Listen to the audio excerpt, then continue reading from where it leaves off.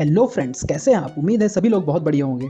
तो आज हम बात करने वाले हैं विश्व बैंक की एक रिपोर्ट के ऊपर, जो कि है गरीबी से संबंधित।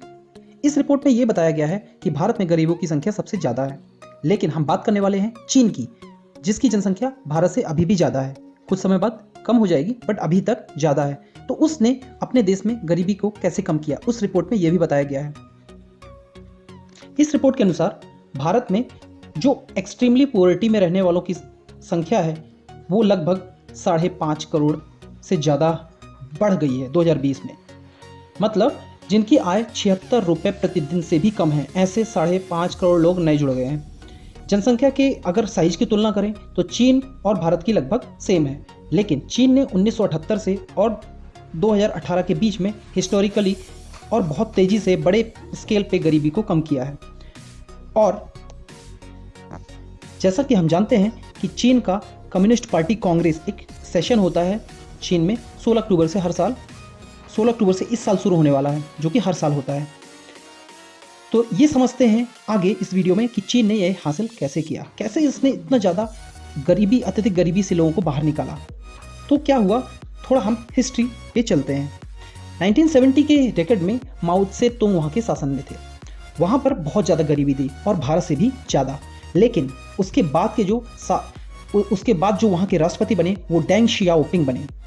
वहाँ से पूरी स्टोरी पूरी तरीके से बदल गई।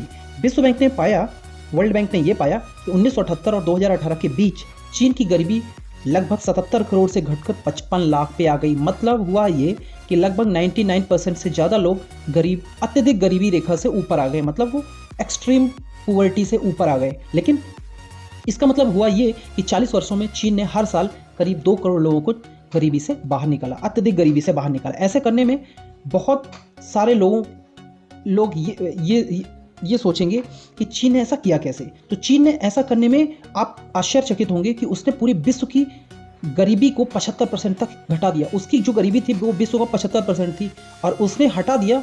इससे विश्व की गरीबी लगभग 75% तक कम हो गई। लेकिन जो बचा हुआ परसेंटेज है हो सकता है उसमें ज़्यादातर हिस्सा भारत का हो। 2021 में चीन ने घोषणा की थी कि उसने राष्ट्रीय गरीबी सीमा के अनुसार अत्यधिक गरीबी को मिटा दिया है। 1978 के बाद से करीब 77 करोड़ लोगों को उठाया है और सभी मामलों में मध्यम रूप से एक समृद्ध समाज बनाने की कोशिश की है, ऐसा चीन का कहना है। चीन ने दशकों में बहुत सारी कल्याणकारी योजनाओं को शुरू किया। स्वास्थ्य, शिक्षा और उद्योग सभी क्षेत्रों में अच्छा विकास किया। पूरा इंफ्रास्ट्रक्चर, अधोसंरचना में बहुत सारा काम किया। पूरा इंफ्रास्ट्रक्चर चीन ने बदल डाला। बहुत सारी इन्वेस्टमेंट लाए चीन ने। और 1990 से 2019 में, मतलब आप ये सोच सकते हैं कि मानव विकास सूचकांक जिसको बोलते हैं ह्यूमन डेवलपमेंट इंडेक्स में, चीन 1990 से 2019 में 189 देशों में से 106 नंबर पे था, लेकिन अब वो घटते घटते 85 नंबर पे आ गया है। मतलब काफ़ी हद तक इसने सुधार किया है अपने मानव विकास सूचकांक में। तो चाइना ने ये कैसे किया, चीन को गरीबी कम करने में सफलता कैसे मिली? तो ये मेनली 2 इसके पिलर्स हैं। पहला पिलर हुआ, ये पहला स्तंभ तीव्र आर्थिक विकास था, जो कि बहुत बड़े स्तर पे था। कृषि क्षेत्र में इसने सुधार किया, एग्रीकल्चरल कुछ सुधार किए, उत्पादकता से रिलेटेड कुछ सुधार किए। जो श्रम है, जैसे स्किल्ड लेबर है, वहाँ पर बहुत ज़्यादा बढ़े, क्योंकि शिक्षा में सुधार हुआ। वहाँ पर रोजगार में बहुत ज़्यादा परिवर्तन आया, क्योंकि इंफ्रास्ट्रक्चर में बदलाव हुआ। इंफ्रास्ट्रक्चर पूरी तरीके से बदला ताकि गरीब लोगों को रोजगार मिला। सड़क बनी तो लोगों को रोजगार मिला, बिल्डिंग बनी तो रोजगार मिला, बिल्डिंग बनी तो उसमें लोग काम करने लगे, उसमें स्किल्ड लेबर काम करने लगे। ऐसे करते करते धीरे धीरे उसने अपने लोगों की आय में वृद्धि की। तो बुनियादी ढांचे में सुधार ये मुख्य उसका उद्देश्य था। और शहरीकरण, जिससे निर्यात बाजारों को भी उसने जोड़ा। दूसरे देशों में अपना सामान बना के बड़े स्तर पे उसने सामान बनाना स्टार्ट किया और दूसरे देशों को निर्यात करना स्टार्ट किया, जिससे कि विदेशी मुद्रा उसके पास आई, उसके लोगों का जीवन स्तर ऊपर उठा और उसकी विश्व में पहचान हुई। तो ये पहला स्तंभ था। दूसरा स्तंभ ये है कि चीन ने जो सरकारी योजनाएं थी वो बिल्कुल केंद्रित थी गरीबों के ऊपर। ऐसा वहाँ पर भ्रष्टाचार नहीं था, क्योंकि वहाँ पर कम्युनिस्ट शासन था, वहाँ लोकतंत्र था नहीं। तो जो भी वो प्रोग्राम ऊपर से बनाते थे वो सीधा नीचे लेवल पर पहुँचता था। टारगेटेड एक ऑडियंस थी, वहाँ पर सीधा पहुँचता था लोगों के पास उनका। इससे गरीबी रेखा में जो लोग थे उनका जीवन स्तर धीरे धीरे उठने लगा और वो अत्यधिक गरीबी से बाहर निकले। ये दूसरा कारण था। टारगेटेड सरकारी स्कीम, जो गवर्नमेंट की स्कीम्स हैं, और दूसरा इंफ्रास्ट्रक्चर एंड अदर मीन्स, जो हम बात कर चुके हैं। विश्व बैंक ने यह भी बोला है कि 2 अन्य फैक्टर्स थे जिसने पूरी चीन की सफलता को प्रभावित किया। वो क्या थे? सफल क्रियान्वयन जो भी उसने कार्य किए हैं उसका एक लक्ष्य बना के किया है। वहाँ पर उसने एक टाइम फ्रेम निर्धारित किया और उसके अकॉर्डिंग वो योजनाएं बनाता चला गया कि हमको अब ये वाला पैसा यहाँ पर इन्वेस्ट करना है, तो उसमें उसने सुधार किया। वहाँ से जो पैसा मिला, जो भी सुधार किया, जैसे इंफ्रास्ट्रक्चर में पूरा पैसा लगाया काफ़ी हद तक, फिर वहाँ से जो विकास हुआ, वहाँ से रेवेन्यू आया, रेवेन्यू को फिर नई जगह लगाया, ऐसे करते करते उसने 30-40 सालों में काफ़ी सफलता पाई।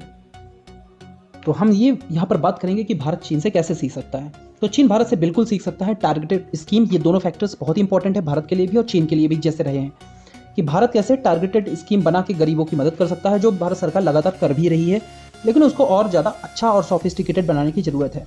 मुख्य है भारत में शहरीकरण वो भी प्रॉपर तरीके से होना चाहिए। ऐसा नहीं कि बिल्कुल कोई प्रॉपर प्लानिंग के तहत ना हो, जिससे कि पूरी तरीके से अनप्लान्ड सिटीज़ बनी है, उससे विकास नहीं होता। उससे कि शहर बन जाते हैं बट विकास वैसा नहीं होता जैसे चीन में बड़ी बड़ी चौड़ी चौड़ी सड़कें, जिससे ट्रैफिक जाम ना हो, आर्थिक विकास हो, लोगों को रुकना ना पड़े, ट्रकों को रुकना ना पड़े, गाड़ियों को रुकना ना पड़े, लोग अपने ऑफिस, लोग अपने काम पे जल्दी पहुंचे जल्दी।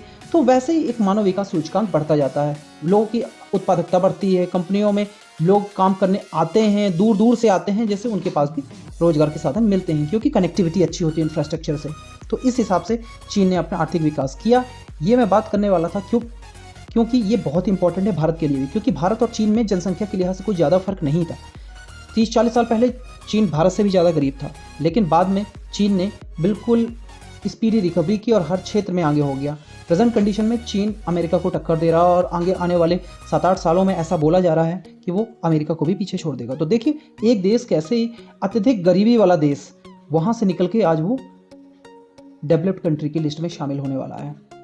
तो आप सोच सकते हैं ये भारत के लिए बहुत ही इंपॉर्टेंट है। भारत एक लोकतंत्र है, तो लोकतंत्र में कुछ प्रॉब्लम्स भी होती हैं, बट पॉजिटिव थिंग ये है कि हमको अच्छी चीज़ें जो चाइना ने की हैं वो हमको अपनी स्कीम्स में भी लाके और लोगों की मदद करनी चाहिए, ताकि हमारे देश में भी लोग अत्यधिक गरीबी से निकलें और गरीबी रेखा से भी बाहर आएँ और वो एक अच्छी मिडिल क्लास और अपर मिडिल क्लास लाइफ जी सकें। सो वीडियो बनाने का उद्देश्य ये है कि हम कैसे अपनी कंट्री को और अच्छा बना सकते हैं। इस रिपोर्ट में काफ़ी नेगेटिविटी हुई है भारत के बारे में, लेकिन जो है सो है, अब हमको आगे देखना है और हमारे पास एक एग्जाम्पल है जिससे हम तुलना कर सकते हैं और अपने आप में कुछ सुधार कर सकते हैं। तो इसी नोट के साथ thank you for watching this video and God bless you all.